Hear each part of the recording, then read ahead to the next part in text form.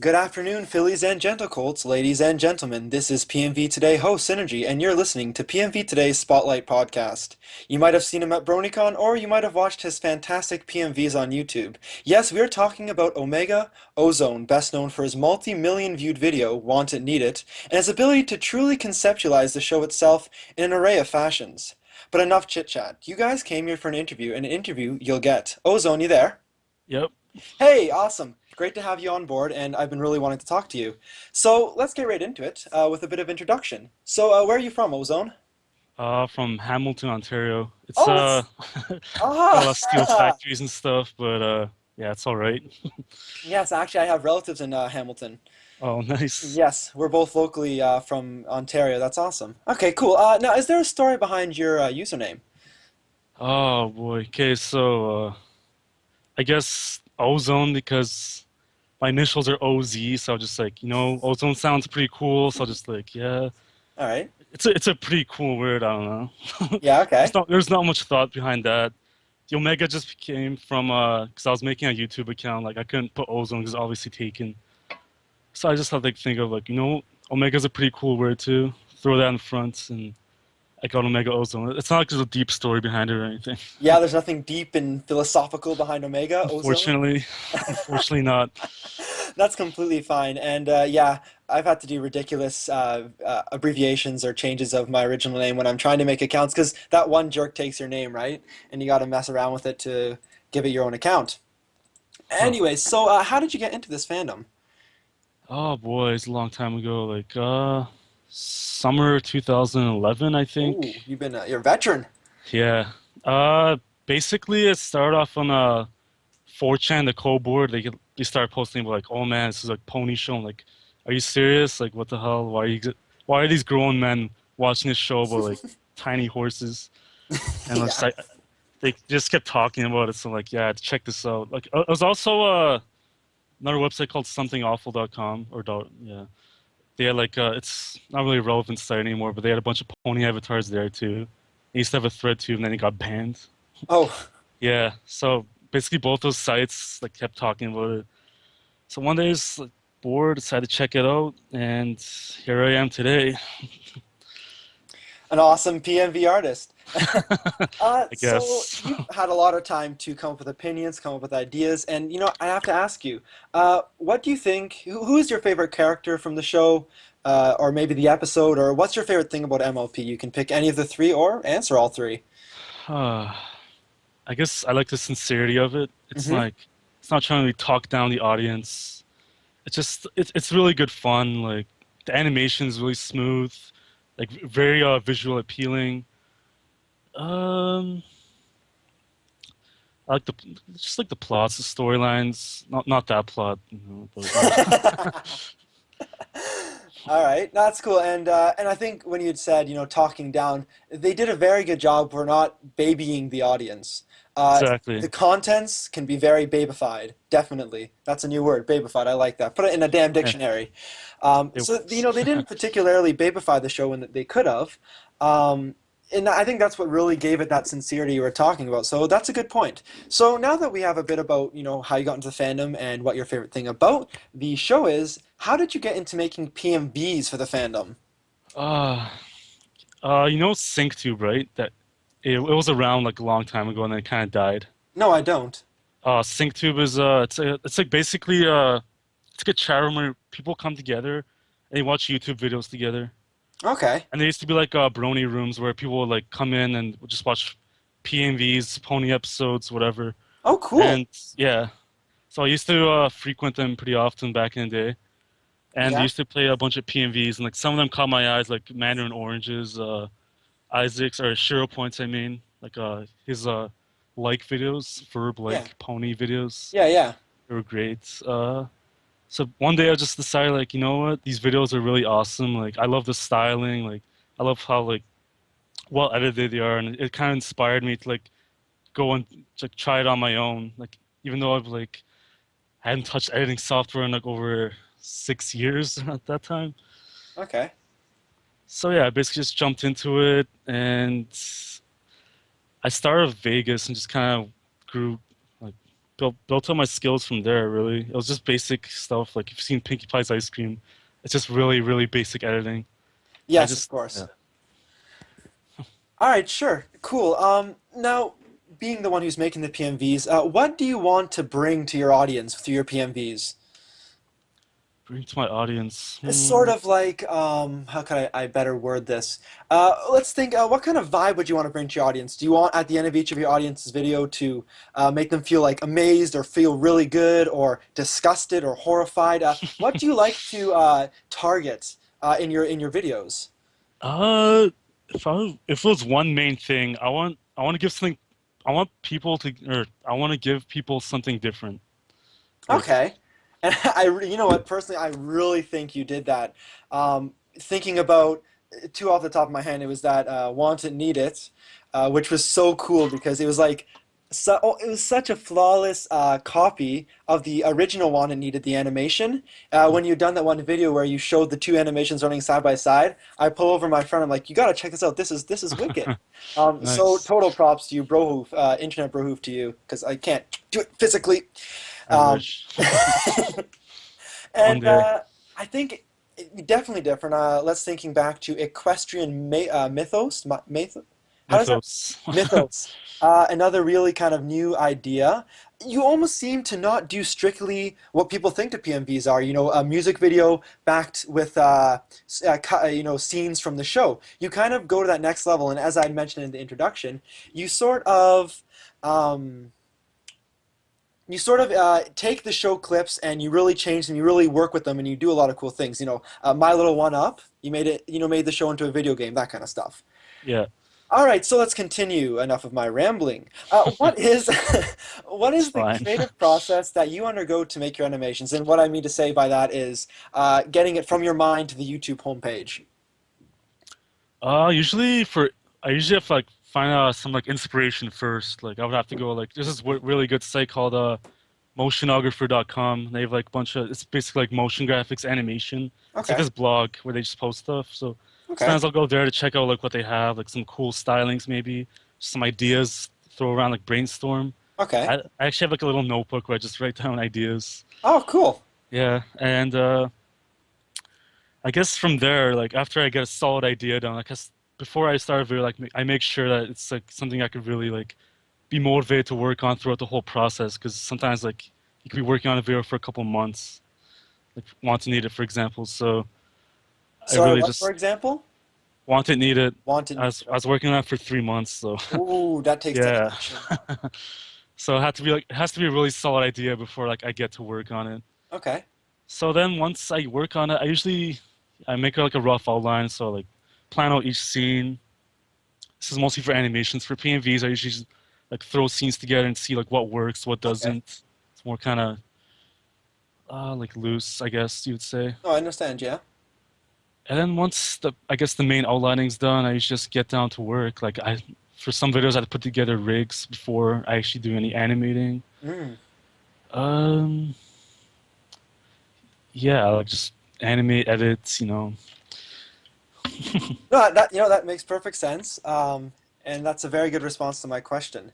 We'll move on. Now, I've really been wanting to ask this question. So we do see uniqueness in your work, but for some more specifics, so if you can, off the top of your head, or you know, think about it, what do you do personally to establish uniqueness in your work? And I'm referring to, you know, technical choices, thematic choices, and even sometimes character choices. I didn't actually spot a common trend throughout all of your videos, which is, you know, that's fine.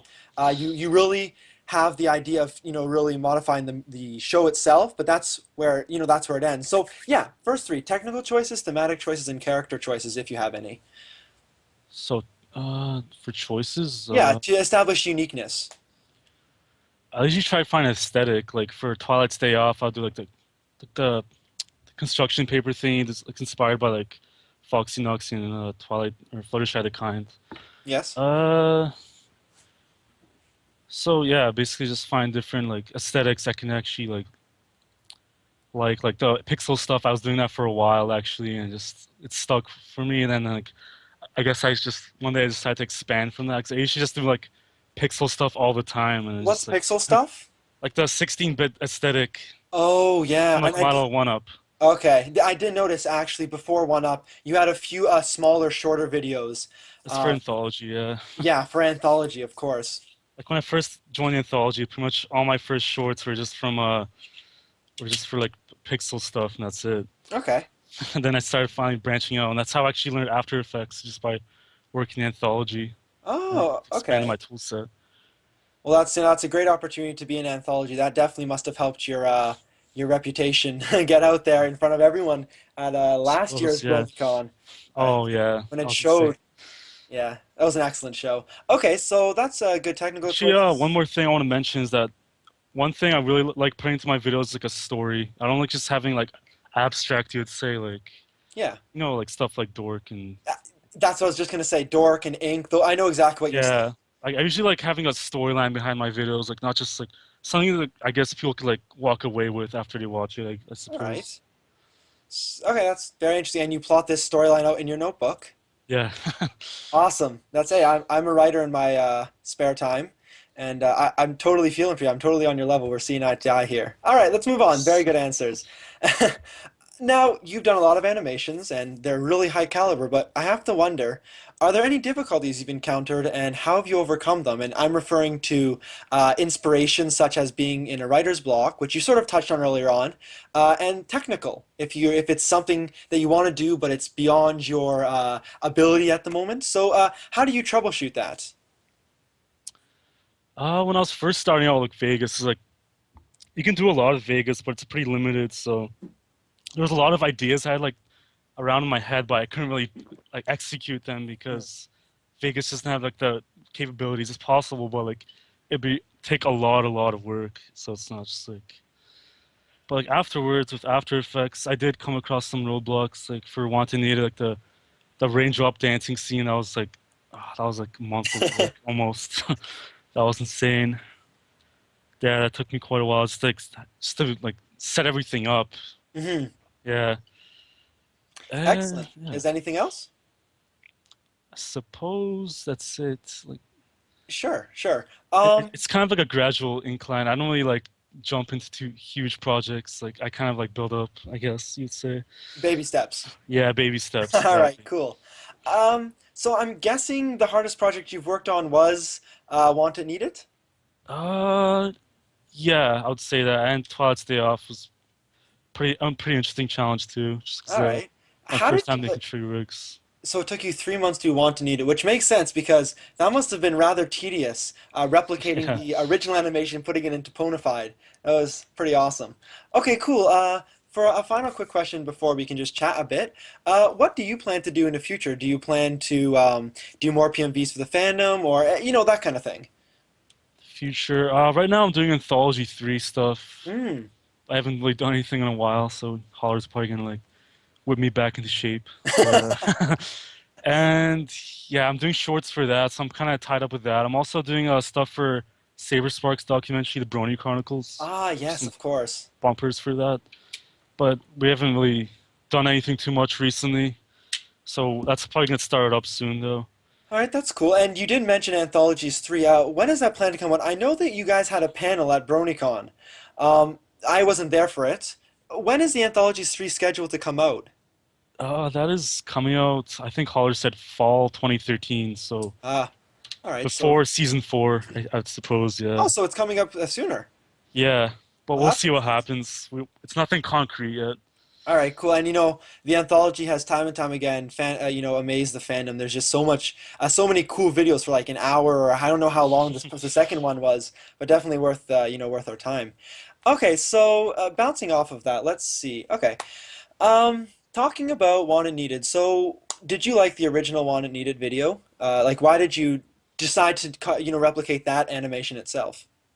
Uh, I love the video when it came out, but the song, I'll be honest with you, the song is not like my complete or my total favorite, but it's like the wubby dubstep stuff. Yeah, of course. It's pretty good, but it's not like what I'd normally listen to. Like I'm a drum and bass guy, but Yeah. All right. so yeah, I really love the video. I just like one day I'll just think, yeah, I was like planning or thinking stuff for stuff, and like, you know what, that video is really awesome. I just thought like, what if it was like Twilight and Smarty Pants, you know. Yeah, you could make Or the connection. actually, my original idea was to be Spike, and it's supposed to be like what's it called? The Owl episode. Aloysius? Yeah, the I Aloysius. forget what Yeah, the episode's name is. I'm a horrible. yeah. It's supposed to I'm a be based on dysfunctional. that. All right, all right. But then yeah, it gradually transformed into a lesson zero based video. Okay. Now, since we're on the topic of Want It Needed, are you surprised by the amount of reception Want It Needed has brought in? Because that's like 2 million views. I think Yeah, that's the top viewed animation in the fandom that I'm aware of. yeah, it's insane. Like when I first released this video, I expected like maybe like 50,000 views, 100,000 views at most, and Yeah. then one day it just exploded. Like Oh my God. Delta Heavy actually posted it on their Facebook. The original animators of the actual like Hold Me video, they posted in the comments. I'm like, what the hell? Wow. Yeah. Oh, that So then must. it just exploded one day. I was like, oh my God. I still can't believe it. I still can't believe it. Yeah. I don't even know if it deserves that many views. Like Jesus Oh no, Christ. it does. It does. Trust me, I've seen it a few times now, and it hasn't gotten old on me yet. Bronycon, how did you enjoy it? You had gone there. You were at a few panels. Was it just the anthology panel? I was at the anthology panel. I did some stuff for that, and the Brony Chronicles panel, Hmm. and that was pretty much it. It wasn't. And what'd you think of the convention center for those who didn't make it? It was pretty damn huge. Like you had Oh, so much free space, yeah, space for activities. absolutely. It was a colossus, no doubt. And did you go to Brony Palooza? Oh yeah, that's Yeah. actually where I was there for a bit, and then Holler got caught got caught drinking. Unfortunately, Oh, so we no. got kicked out. No, nothing bad happened. Like Oh yeah, but fortunately, yeah. still. Like Okay, he I didn't lose his see. pass or anything, so it was still good. But yeah, from what I've seen in Brony Palooza for like it was pretty damn awesome. Oh my God! Well, we had to not jump the following evening's Brony Palooza Yeah, because when we were all doing that, we both damaged the room underneath us. That was some poor panelist's room, and then yeah, the earthquake recorder at the bottom of the convention center recorded like a 1.1 or a 1.2 earthquake on the Richter scale. Like that's a hell of a lot of bronies jumping up and down. The big crossbar where the lights were hanging off of was bending, and it was madness. It Jesus was Christ. crazy. Don't So I underestimate the enjoyed it. force of bronies. Yeah, They're that is dangerous. the true force of bronies. All right, do you want to say anything else before we wrap this podcast up, the spotlight up? I'm just gonna say, for people looking to get into PMVs, if you see a current trend, I want you to take a different path, try something different. Because even if you don't succeed, I think it's still more satisfying than just ripping off another video style. Hmm. Wise words, wise words. Thank you everyone for tuning in, and we are out.